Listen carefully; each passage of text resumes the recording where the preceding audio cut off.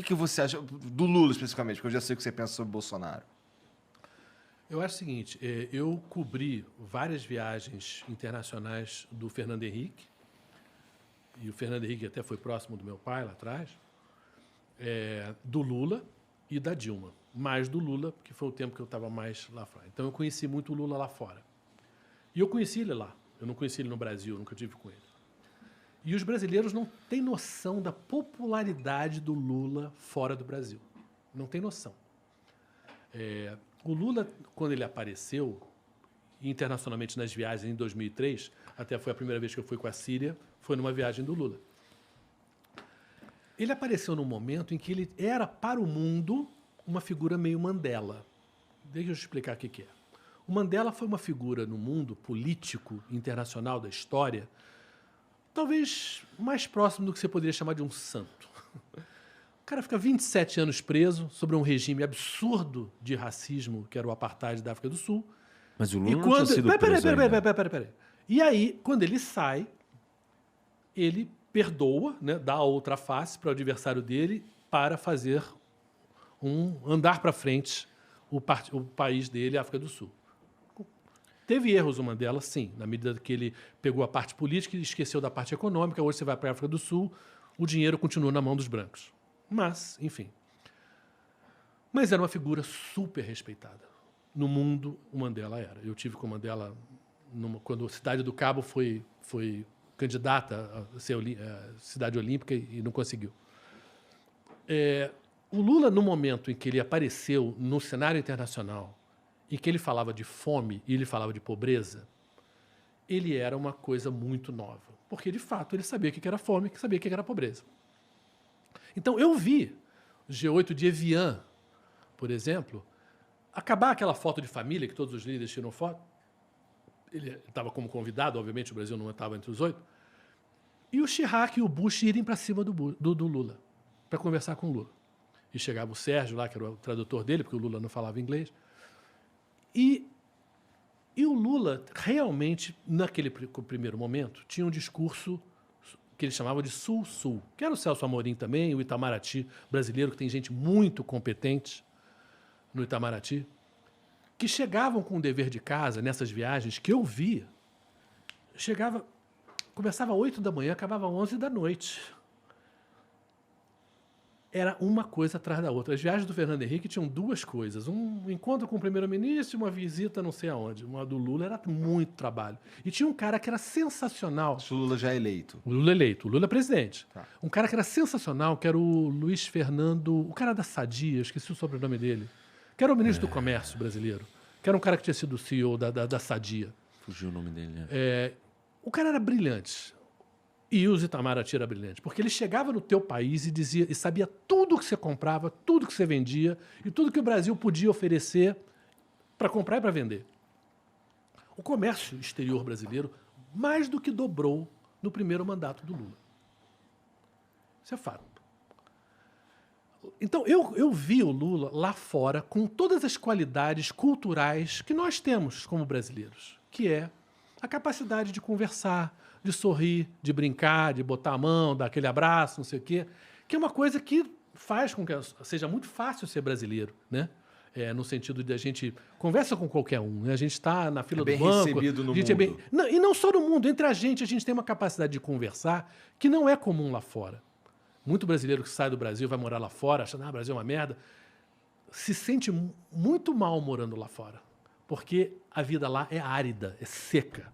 O estrangeiro não se aproxima de você do jeito que a gente consegue se aproximar. Então, o segundo mandato do Lula, quer dizer, quando de fato ele começou a ter resultados em relação à pobreza, que foi quando o Brasil passou a ver pobre ir a shopping center, pobre ir a aeroporto, quando você começou a ter uma classe média que ficou irritada de ver o pobre chegar onde ela estava.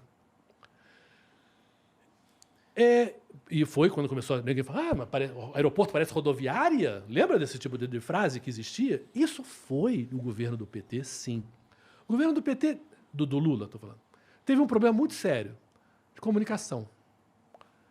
Por exemplo, o Celso Ataíde, que era da CUFA, fez um livro, logo depois que o Lula saiu, perguntando nas favelas do Brasil ao que a pessoa achava, o que ela devia a melhora da vida dela. Porque melhorou de fato. Você vai ao Nordeste, o Nordeste é outro, em relação ao que era antes do Lula. E é engraçado que muita gente de classe média depois falou, pô, acho um absurdo quando a Dilma teve 70% e tantos % dos votos no Nordeste. Cara, se você morasse no Nordeste e visse o que era e o que ficou, era lógico que você votaria na pessoa. E se você fosse um pai com 5 filhos, região Sul, região Sudeste, região Centro-Oeste, Norte e Nordeste. Qual era o maior problema do Brasil? Era a região Nordeste. Se você tivesse um filho doente, a quem você daria mais atenção? A esse filho doente. Quem era o filho doente do Brasil naquele momento? Era o Nordeste. Ainda é, em grande parte. Mas assim, então era natural que houvesse, não só porque o Lula era nordestino, mas era natural até em termos de decência. Em termos humanos, vamos ajudar quem mais precisa. Isso foi real. Agora, nesse livro, voltando nesse livro do Celso Ataíde, é com outra pessoa também, não é só o Celso, não. Ele perguntava para a pessoa na favela a quem você acha que se deve a sua melhora. E a pessoa falava, ao meu esforço e a Deus. Não tinha governo, não tinha setor público na história. Isso é uma derrota da política, e foi uma derrota do Lula e do PT. E foi uma grande vitória das igrejas evangélicas. Mas e depois a gente viu. Não é um pouco verdade, Marcos, que as pessoas Não. de vida... Não. Houveram políticas públicas muito claras de melhorias, e isso existiram. Se a pessoa falasse, olha, a melhoria da minha vida se deve ao meu esforço, verdade, a Deus, possivelmente verdade, e que o prefeito passou a fazer coisas, ou que abriram cotas em universidades federais, que... Hoje, eu me lembro, quando eu fiz a universidade, eu fiz 3 universidades, eu fiz medicina, fiz sociologia e fiz comunicação. Só me formei em comunicação. Não tinha negro. Hoje você vai numa universidade pública, tem negro. Isso foi PT. Isso é real. Agora, peraí. Então, aí o que acontece com o Lula? O Lula tem uma arrogância enorme, porque o Lula é uma coisa, o PT é um pouco outra, né? É verdade, também isso é verdade. Ele não cria um segundo nome no PT. Aliás, na esquerda, de uma maneira geral. Não, de geral. Ele não cria um sucessor. E vamos falar sério. Se a gente voltasse da Constituição, quem foi que botou reeleição? Foi o Fernando Henrique. Na Constituição não estava. E é um erro ter reeleição. Eu também acho. Sabe, eu acho assim, é para você fazer os teus 5 anos ou 4 anos e, sabe, e a tua ideia, você plantar a tua ideia e segue para ele, depois segue para outro, você vai entregar, mas a reeleição faz com que você haja no teu primeiro mandato para ser reeleito. Você vive 4 anos Você vive de 4 anos de campanha. Isso não é legal para o país, mas foi o Fernando Henrique que mudou a Constituição. Bom, voltando. Então, o que o Lula faz? Ele bota uma pessoa assim, completamente incapaz como política, que foi a Dilma. Eu vi a Dilma, eu entrevistei a Dilma como ministra ainda de Minas e Energia, lá em Londres. Que ela é inteligente, que ela tem uma capacidade técnica, eu não vou questionar. Agora, como pessoa política, ela foi um desastre. Porque ela era incapaz de fazer o que a política demanda, que é conversar com o diferente, conversar com o outro e falar, pô, gente, eu não aceito isso aqui, mas vamos nisso aqui, eu aceito. Isso. Então, o governo dela foi um desastre, eu acho que foi um desastre. E aí a gente tem, na reeleição dela, o momento onde a coisa vira. Por quê? A primeira vez que a direita questiona a democracia é com o Aécio. O Aécio é o primeiro a dizer que não sei se essa eleição os resultados foram limpos, não. E a gente já tinha urna eletrônica, que, aliás, vamos falar, não sei como é que o mundo não copia o Brasil. A urna eletrônica é brilhante. Em 2 horas a gente tem o resultado de todo mundo, não tem nada de hackear, não tem nada, é muito bem feita tecnologicamente, não há dúvida nenhuma que é um troço de primeiríssimo mundo a urna eletrônica. Então, ali a gente já tem uma deterioração da conversa política, onde a direita já vai para uma coisa que não é muito democrática, que é o questionamento de resultados na urna. Eu acho que naquele momento, para o Brasil, teria sido interessante o Aécio ganhar. Não estou falando pelo Aécio, não. Estou falando só pelo seguinte. Eu acho que para nenhum país é saudável que um partido fique sempre no poder. Eu concordo concordo. plenamente com você. Não é para para a democracia isso não é bom. Eu porque concordo você plenamente, mas eu fossiliza as quero tuas falar de ideias. uma coisa que você falou e ela me soa problemática porque ela não condiz com essa... Enfim, com o que você demonstra acreditar que é essa ideia de que a gente tem que, na democracia, aceitar o diferente.